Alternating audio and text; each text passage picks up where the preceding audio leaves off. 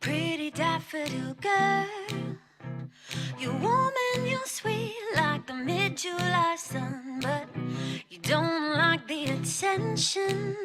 I guess those tall poppy fields made you doubt your perfection, but this is your season. You just gotta believe in yourself. Stop wasting your time. The world's a better place when you don't hide. Čaro amerických cupcakeov pomaly zažíva aj v našom prostredí. Cupcakey sú vlastne malé torty. Vznikli v roku 1796. Recept zverejnila Amélie Simons, ktorá ich pomenovala ako torta upečená v malých šálkach. Základný recept na štandardné cupcakey pozostáva z masla, cukru, vajec a múky. Najčastejšie sa do cesta pridávajú hrozienka, čokoládové omrviny, kokos, rôzne oriešky a podobne. Popularizáciou tejto maškrty sa paleta receptov rozširovala až na to, že ich je dnes neúrekom. Každý milovník tejto americkej pochúťky má ten svoj, prispôsobený svojmu vkusu.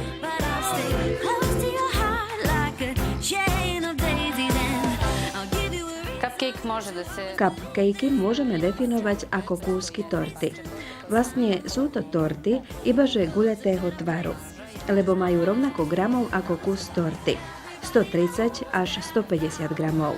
Všetko to závisí od komponentov, cesta, plnky a iných ingrediencií. Klasický recept je rovnaký ako recept na tortu.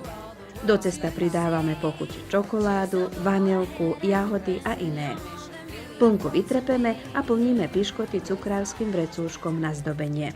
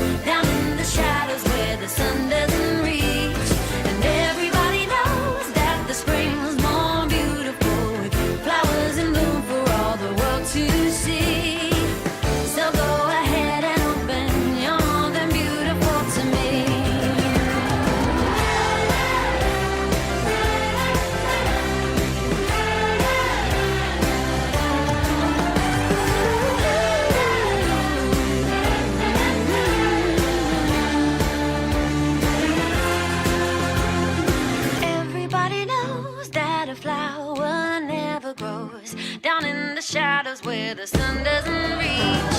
And everybody knows that the spring's more beautiful.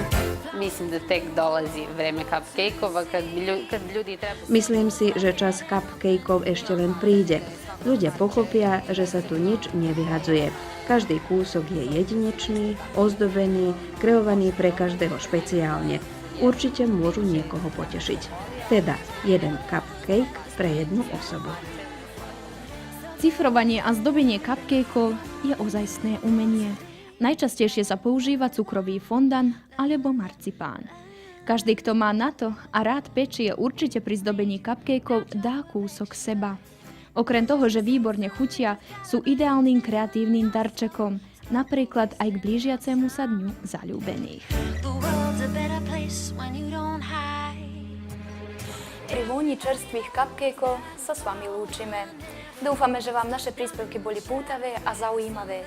Stretneme sa o mesiac v rovnakom termíne pri sledovaní nových aktivít zaujímavých pre vás. Naše obsahy sú vám aj naďalej k dispozícii na Facebooku a YouTube. Ďakujeme za pozornosť a majte sa krásne.